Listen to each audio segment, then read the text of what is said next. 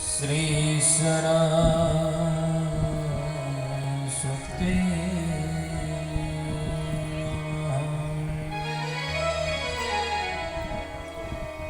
श्री राधा चरण कमले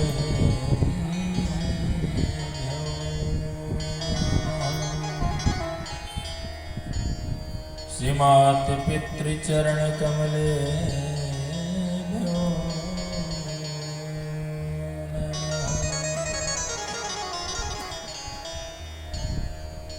गजाननं भूतगणादिसेवितं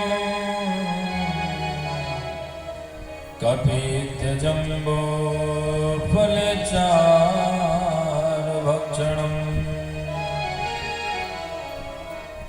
उमासुतं शोकविनाशकारकम्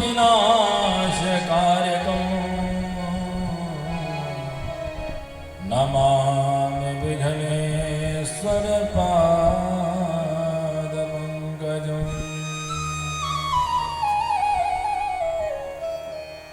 वंशी विभूषितकरान्नवनीरदाभा पीताम्बरधरुणबिम्बफलाधरोष्टाम् पूर्णेन्दुसुन्दरमुखा दरबिन्दुनेत्रा कृष्णात् परं किमपि तत्त्वमहं न जाने। नारायणं नमस्कृत्य नरं चैव नरोत्तमं देवीं सरस्वतीं व्यासं ततो जयमुदीरये।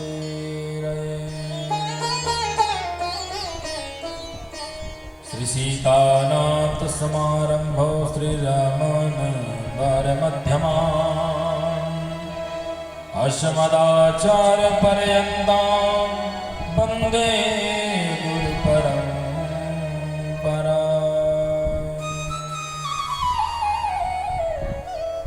नारायणं नमस्कृत्य नरं चैव नरोत्तमं देवीं सरस्वतीं व्यासं ततो जयमुदीरये।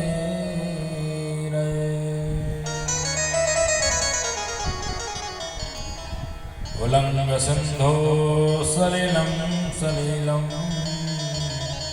यः शोकवह्निं जनिकात्मजाया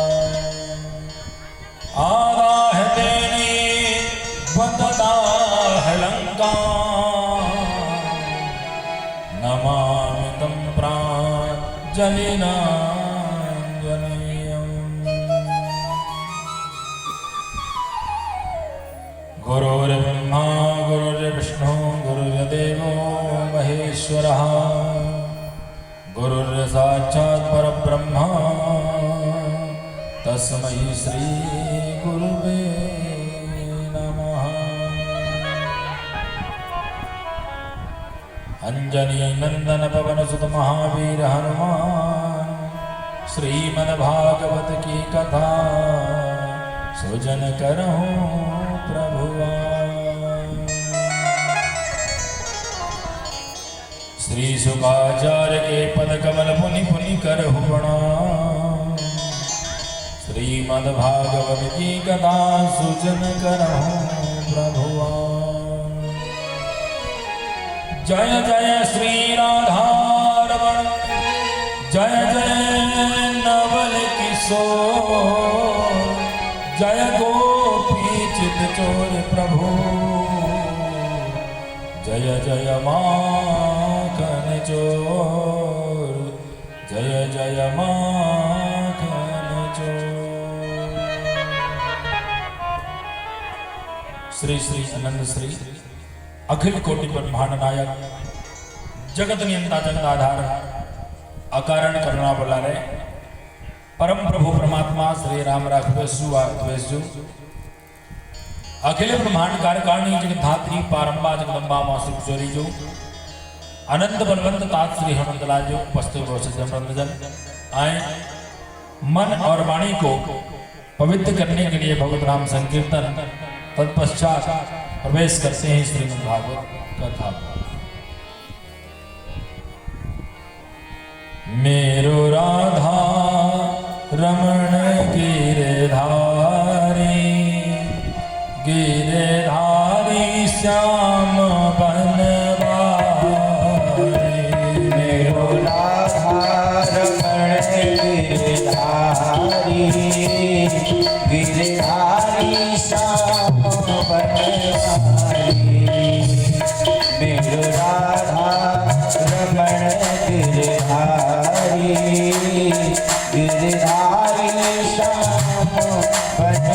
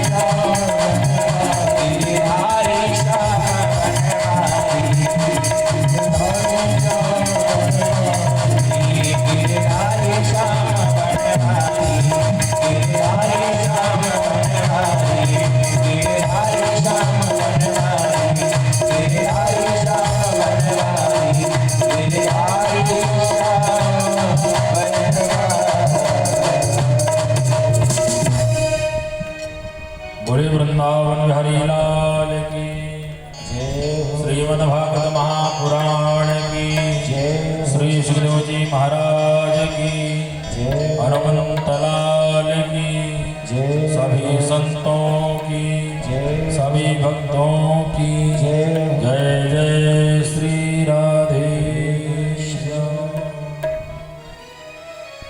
परम मंगलमय भगवत श्लोक श्रीमद् भागवत महापुराण अंतर्गत मान्य श्री सुरेंद्र पाठक जी के यहाँ चल रही श्रीमद् भागवत कथा का आज तृतीय दिवस। पूर्व की कथा में आप लोगों ने बड़ी भक्ति भावपूर्वक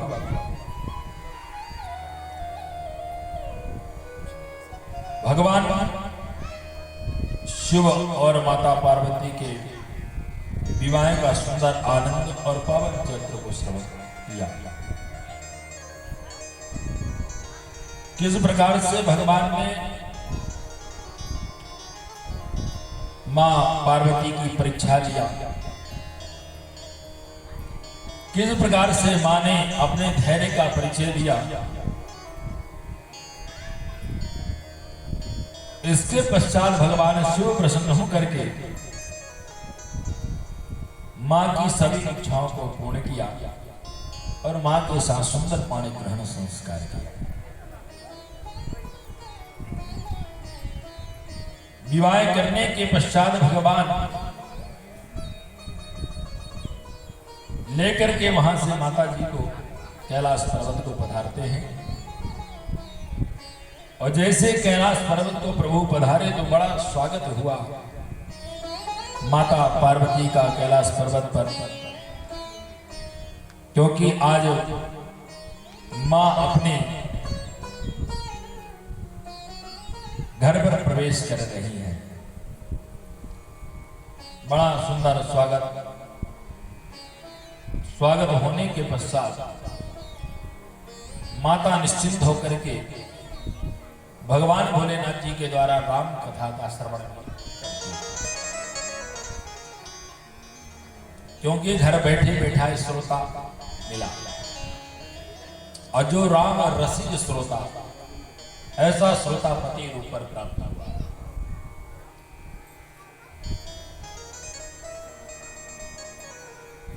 भगवान ने मां पर तो कृपा किया और पूज्य श्री विदुर जी महाराज मैत्रेय जी से प्रश्न करते हैं, हमने तो ये भी सुना है विदुर जी मैत्रेय जी कि नन्हा सा भक्त 5 वर्ष की अवस्था पर जिसने परमात्मा को प्राप्त कर लिया, क्योंकि 5 वर्ष की जो आयु होती है वो केवल खेलने और कूदने की होती है। तब भी नन्हा सा भक्तों ने 5 वर्ष की अवस्था में प्राप्त कर लिया। ऐसा कौन सा भक्त है जिसने परम पिता को प्राप्त किया? पूज्य श्री मैत्रेय जी कहते हैं, मनु जी के द्वितीय पुत्र, पहले पुत्र का नाम तो प्रियव्रत था और दूसरे पुत्र जो थे उनका नाम प्रियव्रत था।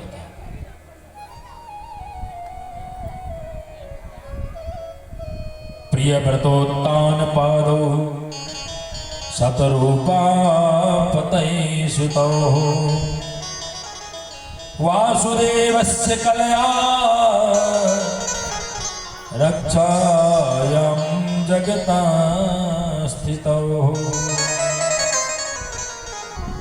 लेकिन मैत्रेय जी ने विदुर जी को पहले प्रियव्रत जी की कथा नहीं सुनाई, द्वितीय पुत्र उत्तानपाद की कथा को सुनाई।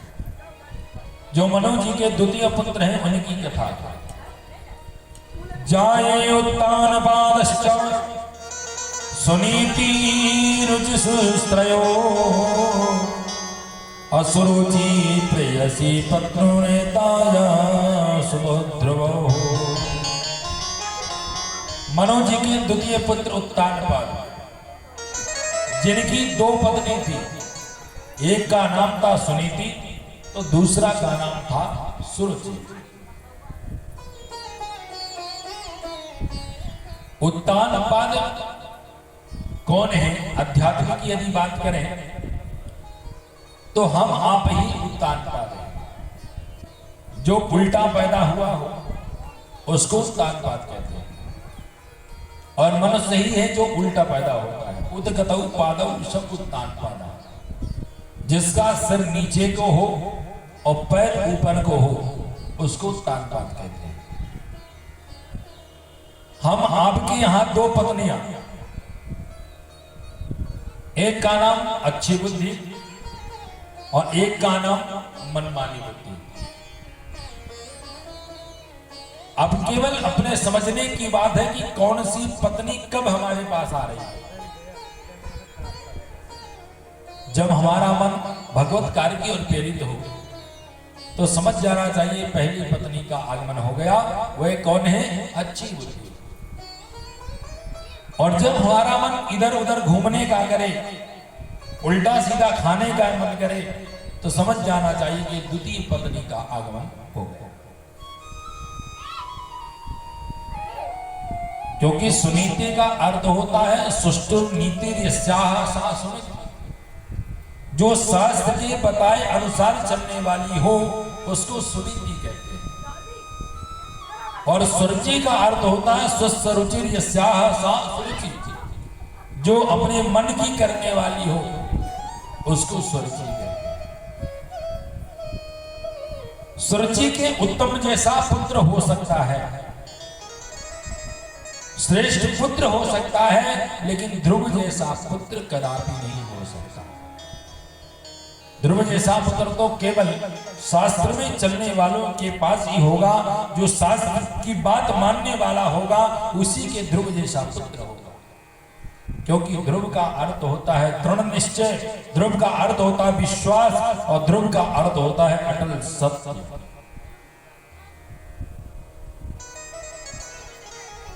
सुरुचि के उत्तम पुत्र हुआ और सुनीति के ध्रुव जी हुए। बारंबार ध्रुव जी मां से पूछते रहे, मां ये बता कि मेरे पिता कौन है, मेरे पिता का क्या नाम है। लेकिन मां सुनीति ने पिता का परिचय नहीं दिया। ध्रुव जी से केवल एक ही बात कहती रही, पुत्रों तुम्हारे पिता भी धन कमाने के लिए परदेश गए हैं, जब लौट कर आएंगे तो मैं आपको उनसे परिचय करा दूंगा।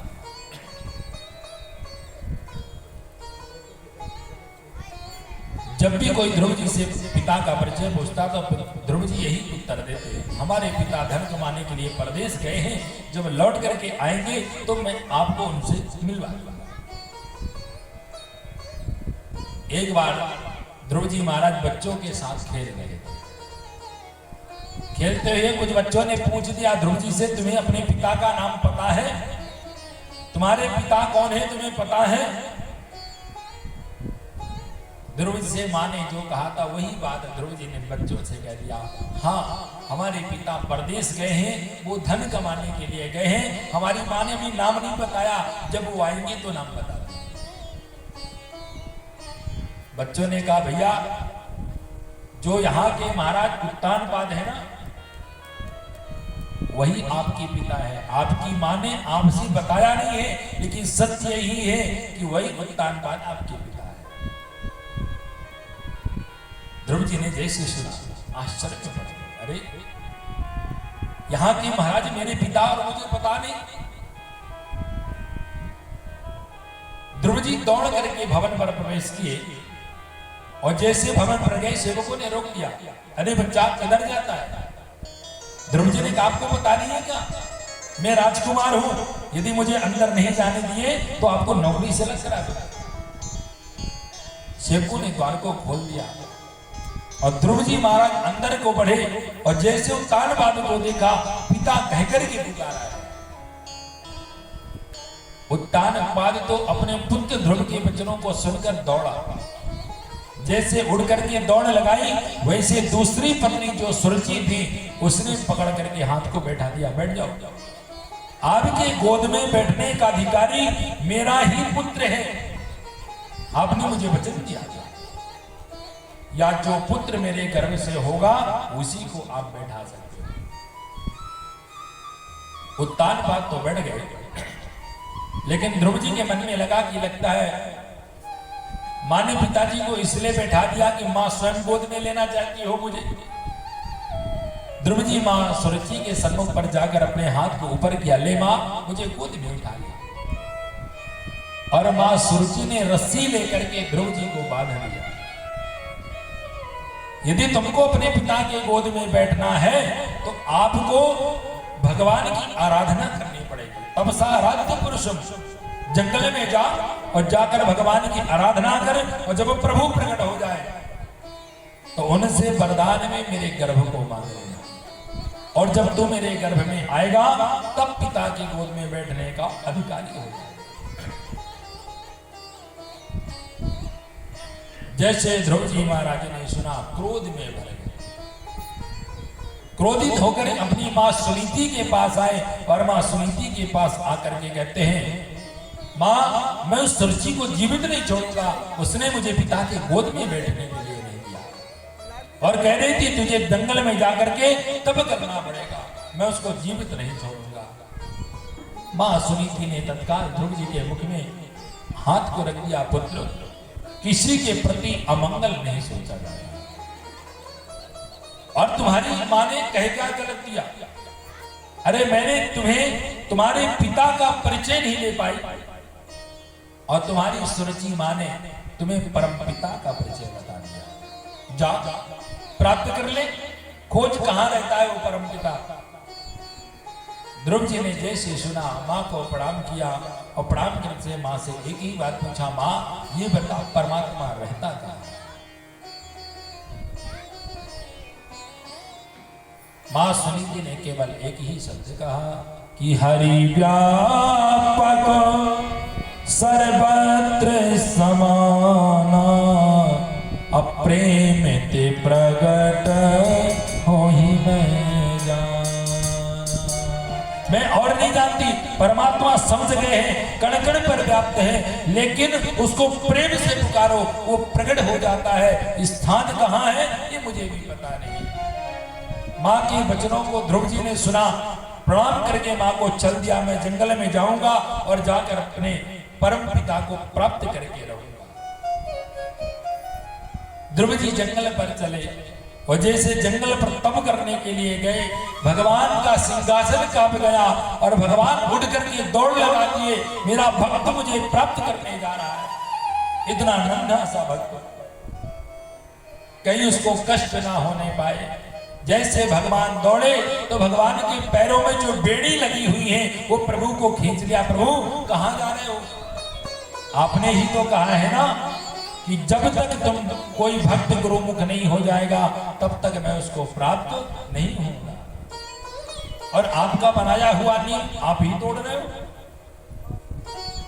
क्योंकि जब तक गुरुमुख ना हो, गुरु दीक्षा ना ले, उसको भगवान प्राप्त नहीं होते। ये भगवान का नियम है और ये हम आपके लिए नहीं, ब्रह्मा विष्णु कोई भी हो, यदि गुरुमुख नहीं हुआ तो उसको परमात्मा की प्राप्ति नहीं होती।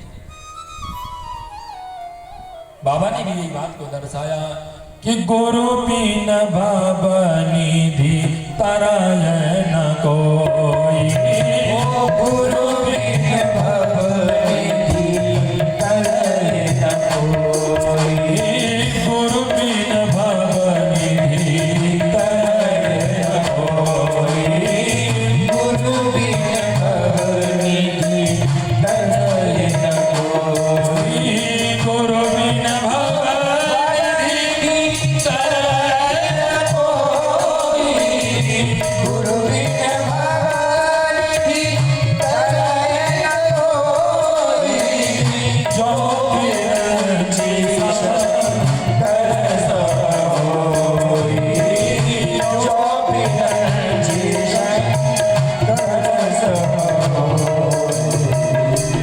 गुरु बिन भव निधि तरय न कोई, जो बिरंची शंकर सब होई। कोई भी हो, ब्रह्मा हो, शिव जीव हो, जब तक गुरुमुख नहीं होंगे तो वह परमात्मा को प्राप्त नहीं कर सकते। आपका बनाया नियम है और आप ही नियम को तोड़ करके जा रहे हो ध्रुव को दर्शन देने। उल्टी गंगा बहा रहे हो सरकार। भगवान तो लौट करके आ गए, क्या करूं? ऐसे भक्त को जंगल में कष्ट हो, उससे अच्छा कि मैं तत्काल प्राप्त हो जाऊं। भगवान ने नारद का स्मरण कर दिया। आओ, नारद जी पहुंचे। नारद जी को कहा जाओ और जा करके ध्रुव को गुरु मंत्र दो और जब तुम मंत्र दोगे तो मैं उसको प्राप्त हो जाऊंगा। नारद जी ने कहा महाराज जाऊंगा तो मंत्र तो दूंगा, लेकिन पहले चेला की अच्छी प्रकार से परीक्षा लूंगा। कहीं ऐसा तो नहीं कि बाद में मार्ग भटक जाए, इसलिए चेला की परीक्षा लेना चाहिए। अब वास्तव में नियम भी है, शिष्य का किया हुआ पाप गुरु को भोगना पड़ता है। जैसे प्रजा का किया हुआ पाप राजा को भोगना पड़ता है, वैसे शिष्य का किया हुआ पाप गुरु को भोगना पड़ता है। शिष्य की परीक्षा लेना चाहिए। नारद जी पहुंचे, वेश को बदल लिया, प्रकट हो गए और नारद जी कहते अरे बच्चा किधर जाता है? ध्रुव जी ने कहा मैं परमात्मा को प्राप्त करने के लिए आया।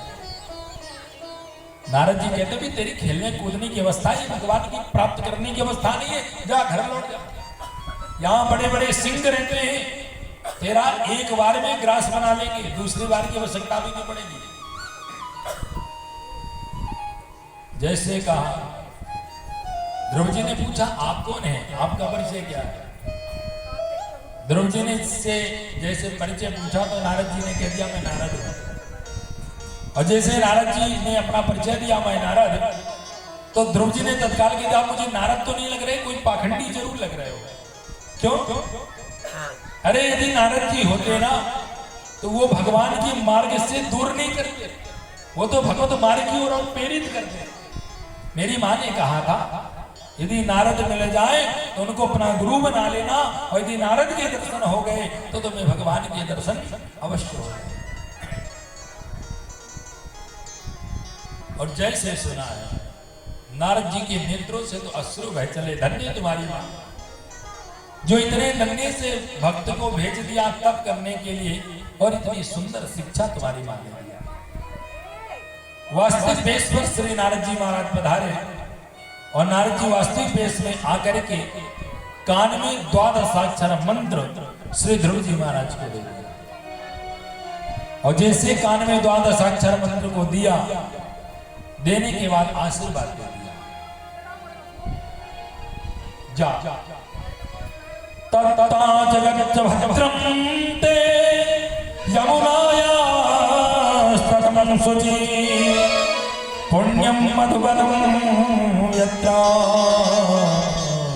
सानिध्यं नित्यदा हरे।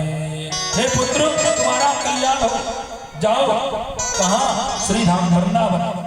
और वृंदावन में जाकर के जमुना जी में स्नान करना, और स्नान करने के बाद रमण रेवती में बैठ करके जो मैंने तुझे कान में मंत्र दिया है इस मंत्र का जाप करना, तुम्हें परमात्मा के दर्शन अवश्य हो।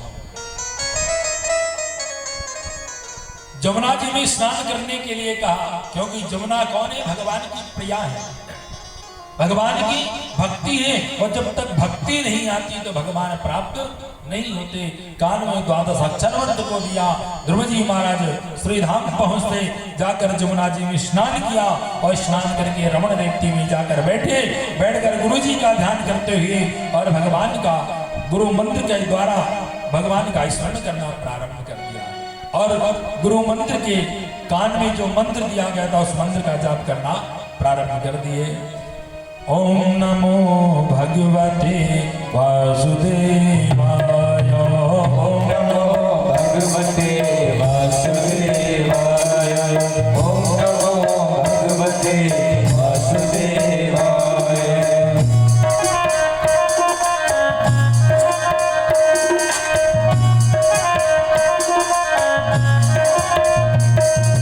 ओम नमो भगवते वासुदेवाय,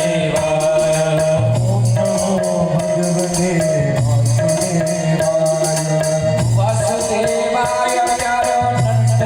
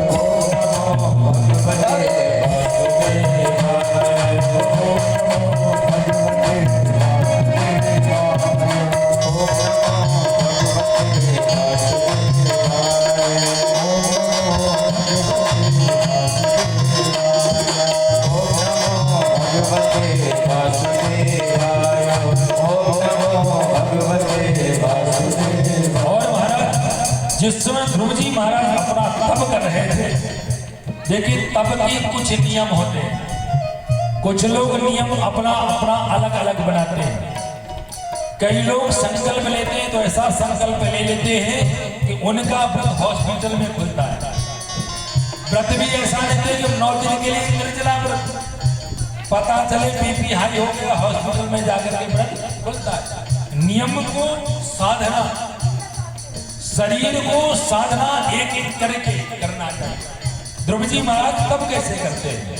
पूज्य श्री शुभाचार्य जी कहते हैं, परीक्षित जी आज ध्रुव जी जिस समय भक्ति का पहला मास चालू किए तो भक्ति के पहले मास में नियम किया कि तिरात्यांते कपित्य बादराशनः, 3 दिन पर कैथे का फल खाते हैं। 3 दिन कुछ नहीं, और जैसे चौथा दिन लगा तो एक कैथे का फल खाते हैं और फिर अपना भक्ति का दूसरा मास प्रारंभ कर देते हैं। ओम नमो भगवते वासुदेवाय। ओम नमो भगवते वासुदेवाय। ओम नमो भगवते वासुदेवाय। वासुदेवाय करो नंदनाय। वासुदेवाय करो नंदनाय। ओ वासुदेवाय करो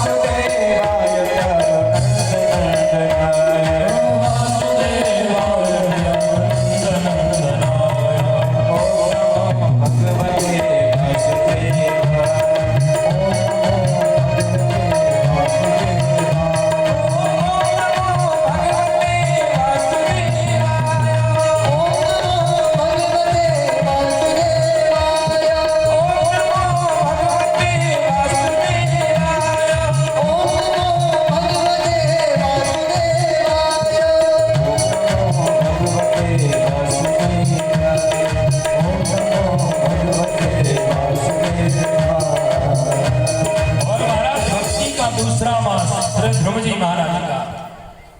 पूज्य श्री शुभाचार्य जी कहते हैं, द्वितीयं चातथं मासं षष्ठे षष्ठेर्भको दिने ऋणपत्रादविशिष्टतो कृतान्यो विर्चनं दुजः। भक्ति के दूसरे मास पर श्री ध्रुव जी महाराज 6 दिन पर तृण और पत्ते का आहार ग्रहण करते हैं। जब 6 दिन हो जाता तो 7वें दिन तृण और पत्ते को पाते और भक्ति का तीसरा मास प्रारंभ करते। और जब भक्ति का तीसरा मास किया तो 9 दिन पर केवल 1 गिलास जल पी करके अपना व्रत करते। और भक्ति का चतुर्थ मास श्री ध्रुव जी महाराज ने तो अति कर दिया। भक्ति के चतुर्थ मास में 12 दिन पर केवल वायु का भक्षण करते, हवा, और हवा को खा करके भक्ति का पंचम मास प्रारंभ करते। पूज्य श्री शुकाचार्य जी ने कहा 4 दिन तो ठीक है चौथा मास, लेकिन पंचमें मास जैसे प्रारंभ हुआ और भगवान उनके हृदय में आकर विराजमान हुए, तब तो ध्रुव जी महाराज ने अति की भी अति कर दी, पराकाष्ठ। पंचमे मासस्यानुप्राप्ते जित श्वासो नृपात्मजः अध्यायन् ब्रह्मपदैकेन तस्य उतांचुरिवांचला। भक्ति के पंचम मास में ध्रुव जी महाराज ने जब भगवान आकर हृदय पर विराजमान हुए तो अपनी प्राणवायु को ही रोक दिया, और जैसे प्राणवायु को रोका चराचर की विश्व हुई प्राणवायु रुक गई। जल, पशु, पक्षी, वृक्ष, जीव सब स्थिर अवस्था पर हो गए। सब देवी देवता भागकर ब्रह्मा जी के पास गए, महाराज ये हमारी प्राणवायु क्यों रुक रही है? ब्रह्मा जी ने कहा बताओ, जो स्थिति आप लोगों की है ना वो हमारी भी है, हमारी भी प्राणवायु रुकती है, हमें पता नहीं कारण क्या है।